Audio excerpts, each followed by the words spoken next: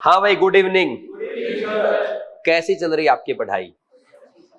Sir सच पूछो तो बता ही नहीं पा रहे हैं। कभी तो ऐसा लगता कि नीट को बस मैं ही फोड़ूंगा, बाकी रह जाएंगे। कभी कभी ऐसा भी लगता होगा कि मेरा सिलेक्शन ही नहीं होगा। कभी ऐसा भी लगता है क्या कि बाउंड्री पे तो नहीं रह जाएंगे।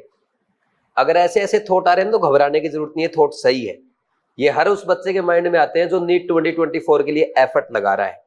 जो एफर्ट नहीं लगा रहा ना, उसके तो विचार ही नहीं आता, पढ़ाई का ही नहीं आता है।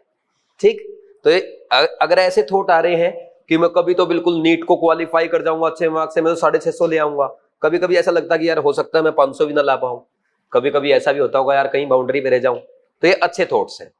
दूसरा, इसके अलावा किस किस बच्चे को ऐसा लगता है कि हर बार मॉक टेस्ट में मेरे 4-5 क्वेश्चन ऐसे छूट जाते हैं जो मैं पेपर में कर सकता था? किस किस को लगता है, ईमानदारी से बताओ, कि हर टेस्ट में ऐसा होता है 4-5 क्वेश्चन छूट जाते हैं? लगभग सभी। सही है ना? तो लगभग सबके साथ ऐसा होता है। तो इसका एक बहुत बढ़िया सॉल्यूशन मैं आपको देने जा रहा हूं, क्योंकि प्रॉब्लम हमारे साथ ये है कि मैंने आपको ये बताया कि अगर मॉक टेस्ट को आप 3 अटेम्प्ट में करेंगे आपका स्कोर बढ़ेगा। आप एनालिसिस करो, जब जब आपने मॉक टेस्ट 3 अटेम्प्ट में किया है आपका स्कोर बढ़ा कि नहीं बढ़ा? बताओ, किसी के साथ ऐसा हुआ कि 3 बार में किया और फिर भी स्कोर घट गया? नहीं हुआ ना किसी के साथ। यानी अगर हम मॉक टेस्ट को 3 बार में कर ले हमारा स्कोर बढ़ जाएगा, कॉन्फिडेंस बढ़ जाएगा, नीट में भी अच्छे मार्क्स आ जाएंगे। और मैं तो ये कहता हूं 5th में 2024 को अगर आपने नीट ओनली 2 अटेम्प्ट में भी कर लिया ना, सिर्फ 2 अटेम्प्ट कंप्लीट अच्छे से, तब भी आपका स्कोर क्वालिफाई वाला नहीं, अच्छा स्कोर आ जाएगा। यानी अगर क्वालिफाइंग 620 624 के आसपास रहता है तो आप ये मान लो आप 650 प्लस क्रॉस कर जाओगे, अगर ईमानदारी से अच्छे से 2 अटेम्प्ट आपके पेपर में हो गए। इसीलिए मैंने आपको बोला कि पेपर को आपको कम से कम 3 अटेम्प्ट में अटेम्प्ट करने की कोशिश करनी है। 3 अटेम्प्ट में यहां पे कोशिश करोगे तभी नीट 2 अटेम्प्ट में हो पाएगा, और 2 अटेम्प्ट में अच्छे से हो गया तो बढ़िया स्कोर आ जाएगा। और बाई चांस किसी का ना 1.5-2 अटेम्प्ट रह गया ना, तब भी क्वालिफाई तो हो ही जाएगा। दिक्कत तो ये है ना कि हमसे एक अटेम्प्ट ही पूरा नहीं होता कई बच्चों से तो मेन एग्जाम में। तो इसलिए हम कोशिश कर रहे हैं कि 3 अटेम्प्ट की कोशिश रखो। 3 अटेम्प्ट की कोशिश रखोगे, वहां पे आपसे 2 अटेम्प्ट तो हो ही जाएगा, 0.2 भी हो गया तब भी सिलेक्शन हो जाएगा। समझे कि नहीं समझे? तो उसका क्या प्लान है आज मैं आपको बताऊंगा।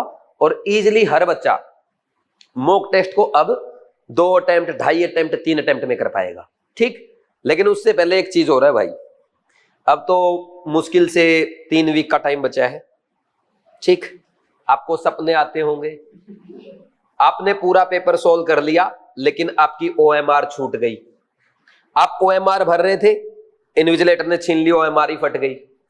ऑर्गेनिक में ऐसे क्वेश्चन आए जो आपने कभी देखे ही नहीं है।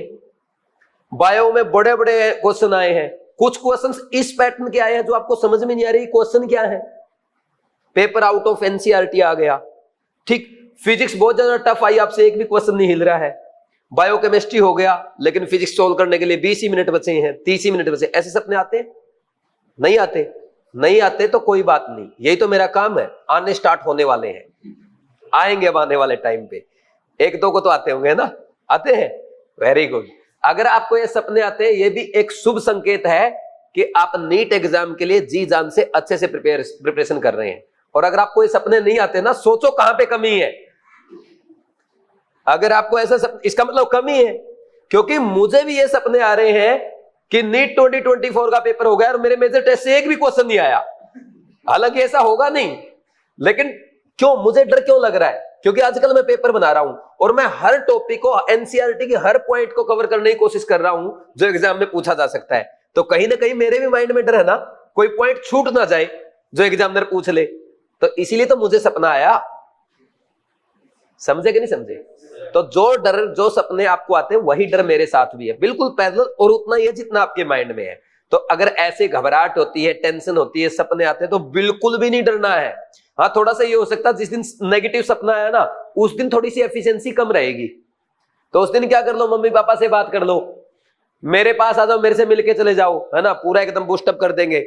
ठीक, या ऐसा हो जाए तो थोड़ा बहुत लॉन्ग ब्रीदिंग कर लो, उससे भी अच्छा हो जाएगा। लेकिन घबराना नहीं है। सपने आना अच्छी बात है। सुबह उठते ही अगर बुरा सपना आया है रात में, शीशे के सामने खड़ा हो जाओ 3 बार, वेरी गुड मिस्टर विकास, वेरी गुड मिस्टर दीपक, नहीं वेरी गुड डॉक्टर दीपक ऐसे बोलना है, वेरी गुड डॉक्टर तरुण, वेरी गुड डॉक्टर रुचिता ऐसे बोलना है कि बहुत अच्छा कर रहे हो आप, बहुत अच्छी पढ़ाई चल रही है। ठीक, तो इससे आप वापस पॉजिटिव हो जाओगे। ये तो जनरल बात हुई। अब पेपर को ज्यादा से ज्यादा अटेम्प्ट में कैसे करें, मैं आपके लिए एक ऐसी स्ट्रेटजी बना के लाया हूं जो आज तक मैंने किसी को नहीं बताई है, लेकिन ये स्ट्रेटजी काम करेगी 100%। आपको क्या करना है, अब आज से लेकर के 25 अप्रैल तक, 25 अप्रैल से पहले पहले, इससे लेट नहीं होना अपने को, 25 अप्रैल तक आपको 10 टेस्ट उठाने हैं जो ऑलरेडी आप अटेम्प्ट कर चुके हैं। जैसे बीवाइज के जो मॉक टेस्ट आप दे रहे हैं ना, वही टेस्ट आपको उठाने हैं। जैसे आपका लास्ट टेस्ट हुआ, उसको उठाओ 10 मिनट सिर्फ, और उसको उठा के फिजिक्स, केमिस्ट्री और बायो, सबसे पहले बायो, फिर केमिस्ट्री, फिर फिजिक्स, तीनों सब्जेक्ट के क्वेश्चंस के आगे सिर्फ ये लिख दो, ये पहले अटेम्प्ट का था, ये दूसरे अटेम्प्ट का था, ये तीसरे अटेम्प्ट का था, जैसा मैं आपको केयर टेस्ट के वीडियो सॉल्यूशन में बताता हूं। क्वेश्चन सोल्व नहीं करना, बस ये लिखना कि पहला क्वेश्चन मुझे फर्स्ट अटेम्प्ट में करना था, दूसरा, तीसरा, चौथा, पांचवा भी फर्स्ट अटेम्प्ट में करना था, 6th क्वेश्चन मुझे थर्ड अटेम्प्ट में करना था। डेली एक टेस्ट के सामने, तो 10 टेस्ट हो जाएंगे अपने 25 अप्रैल से पहले पहले।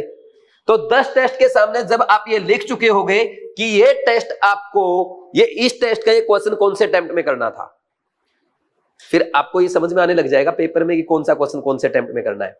प्रॉब्लम यही है ना, पेपर में नहीं पता चलता कि ये थर्ड अटेम्प्ट का या फर्स्ट अटेम्प्ट का, यही तो दिक्कत है। हो गई सॉल्व। अगर 10 बार आप ये प्रैक्टिस कर दोगे फिर तो कोई प्रॉब्लम आएगा ही नहीं। समझे कि नहीं समझे?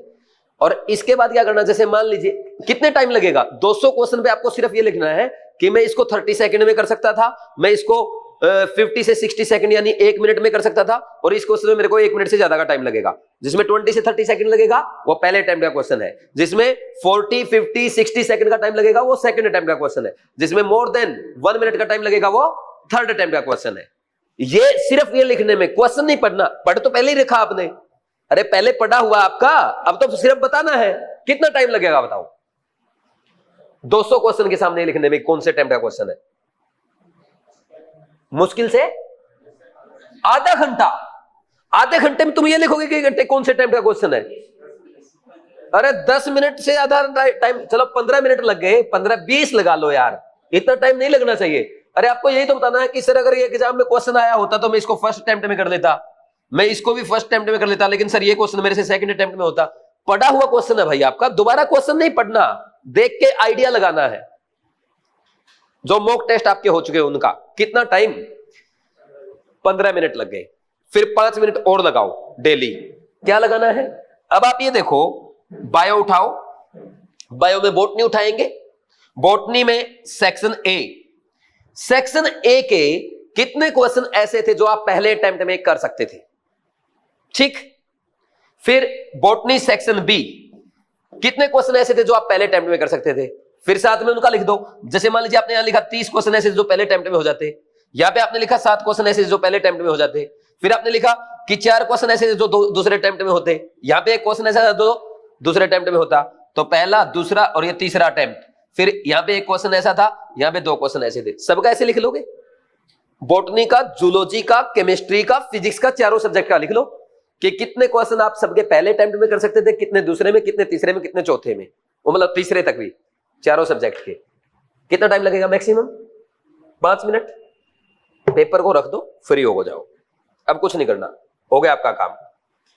लगातार 10 दिन 10 मॉक टेस्ट में ऐसे ही आपको करना है। और कौन से टेस्ट, जो हो चुके हैं, ठीक। अब जैसे मान लीजिए आपने आज और कल ये काम किया और परसों आपका मॉक टेस्ट है, तो परसों ना एक बार ये देख के जाओ, ये वाला जो लास्ट एनालिसिस आपका है ना, ये सिर्फ देख के जाओ, ये मत देख के जाओ कौन से क्वेश्चन के सामने क्या लिखा, ये एनालिसिस जस्ट देख के जाओ। अरे यार, बॉटनी में तो मैं 30 क्वेश्चन पहले अटेम्प्ट में कर सकता था, जूलॉजी में तो मैं 35 क्वेश्चन पहले अटेम्प्ट में कर सकता था, केमिस्ट्री में तो 25 क्वेश्चन ऐसे थे जो मैं पहले अटेम्प्ट में कर सकता था, यानी देखते ही कर सकता था। बस देख के चले जाओ और जाके पेपर दे आओ। पेपर में फिर वही कहानी होनी आपसे, कोई हो सकता है फॉलो, हो सकता ना हो, लेकिन नेक्स्ट डे फिर आके उसका ऑपरेशन करो कि कौन से अटेम्प्ट में होना था। 10 टेस्ट का किया 25 अप्रैल तक। 25 अप्रैल के बाद और कुछ तूफान नहीं करना है।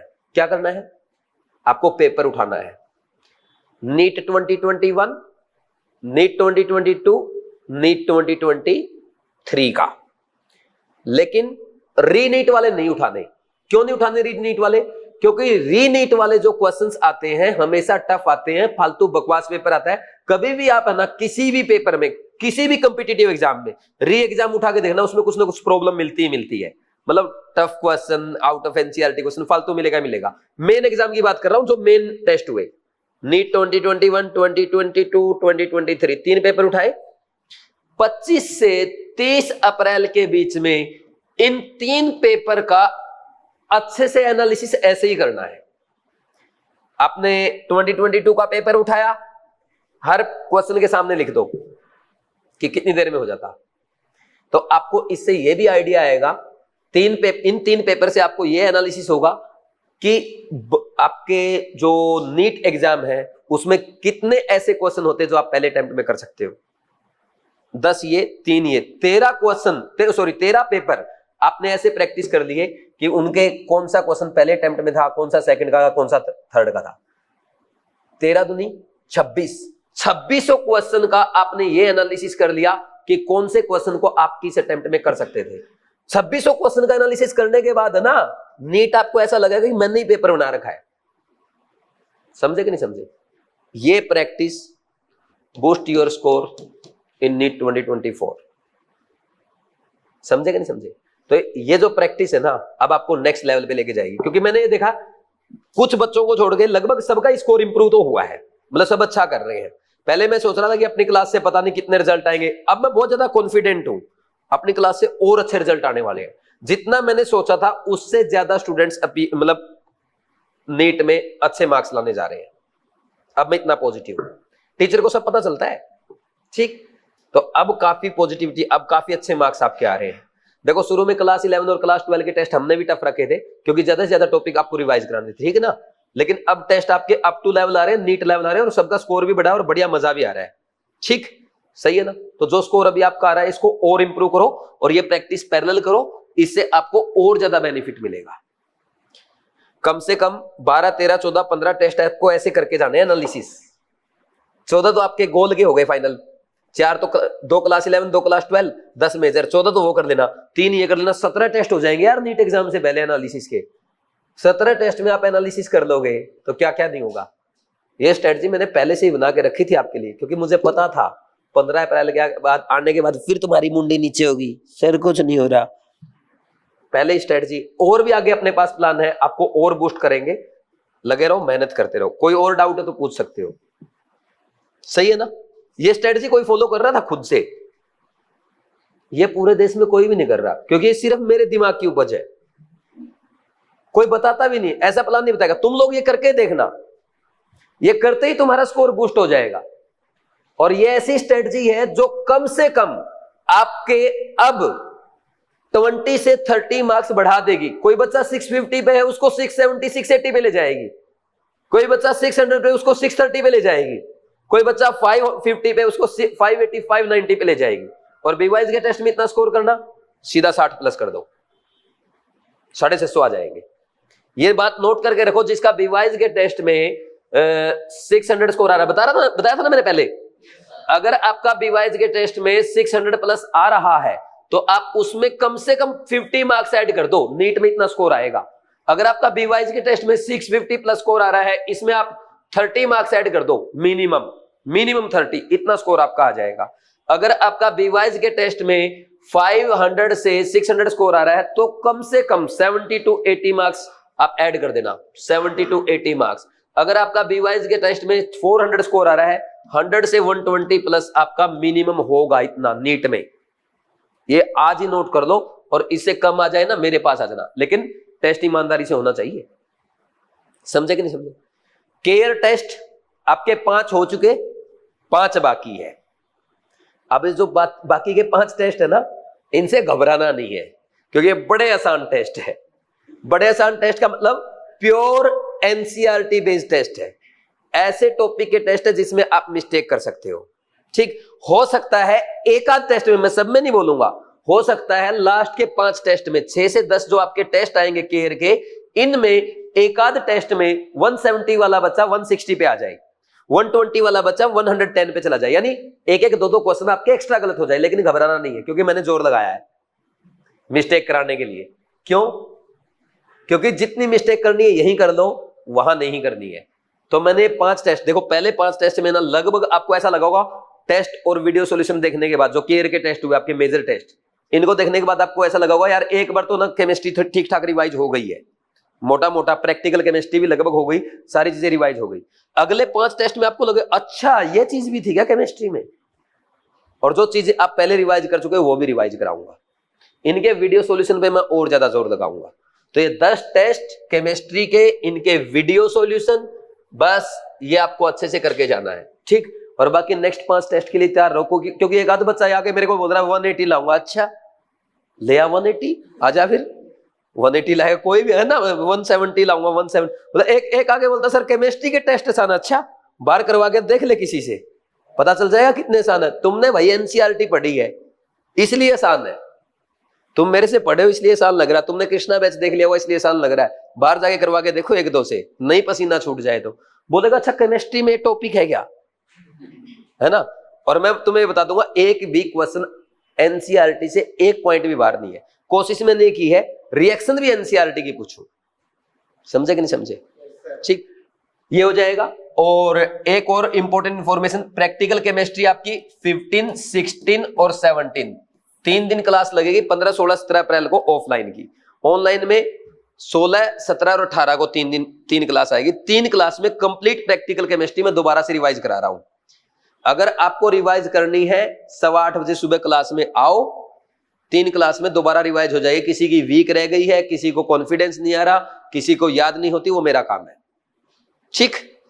3 क्लास आप आ सकते हो, जिसकी अच्छी है उसको कोई जरूरत नहीं है, क्योंकि इन वीडियो सॉल्यूशन के थ्रू भी मैं आपको रिवाइज करवा रहा हूं, देखा होगा आपने, ठीक। और कोई डाउट है क्या, ठीक। तो मेन पॉइंट अपना आज क्या था कि जो आपका टेस्ट अटेम्प्ट करने की स्ट्रेटजी है उसको और बूस्ट करने के लिए आप जो टेस्ट हो चुके हैं उन टेस्ट पे कौन सा क्वेश्चन कौन से अटेम्प्ट में कर सकते थे एक बार लिख के देख लो, बस एनालिसिस कर दो, कर लेंगे।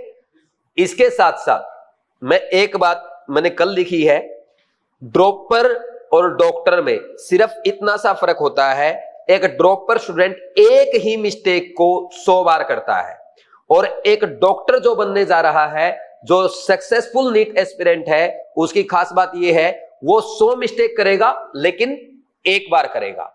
हर बार वो नई मिस्टेक करेगा, हर बार अपनी नई मिस्टेक का एनालिसिस करेगा, उसको लिख के रिवाइज करेगा और खुद से प्रॉमिस करेगा कि नेक्स्ट टाइम मैं नहीं करूंगा।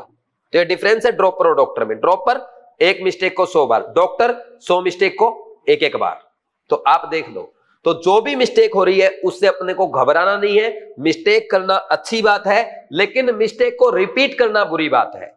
मिस्टेक हुई है उसका एनालिसिस करो, उसको नोट करो, रेगुलर उसको रिवाइज करो, उसको ऑब्जर्व करो, उसको मेरे से पूछो, अपने फ्रेंड के साथ डिस्कस करो, लेकिन मिस्टेक को कभी भी इग्नोर मत करो। मिस्टेक को इग्नोर किया ना, एग्जाम में आपको ना फिर इग्नोरेंस जो वो दिखाएगी ना, समझ नहीं आएगी। तो मिस्टेक को इग्नोर नहीं करना, मिस्टेक हमारी साथी है, मिस्टेक के हमें साथ चलना है।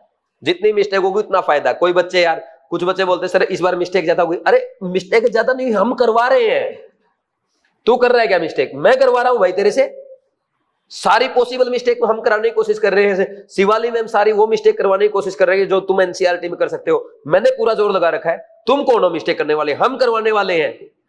और कोशिश ये कि सारी मिस्टेक यही कर जाओ, सही है ना। तो इनमें टेस्ट की जो बीट के टेस्ट है, केयर के टेस्ट, इनकी मिस्टेक का एनालिसिस करके जाना है ताकि पेपर में एक भी मिस्टेक ना हो और पूरे बटा पूरे नंबर आए, ठीक है भाई। बाकी आगे आपको जो डाउट आएंगे आप इंडिविजुअल आके मेरे से पूछो। किसी बच्चे ने ये डाउट पूछा था कि 3 अटेम्प्ट में पेपर नहीं होता है, क्या करें? तो मुझे आइडिया आया, मैंने आपके लिए स्ट्रेटजी बनाई तो आपको बताया। आप कोई और क्वेश्चन पूछेंगे और मैं बढ़िया आपकी मदद ऐसे करूंगा, ठीक। Thank you.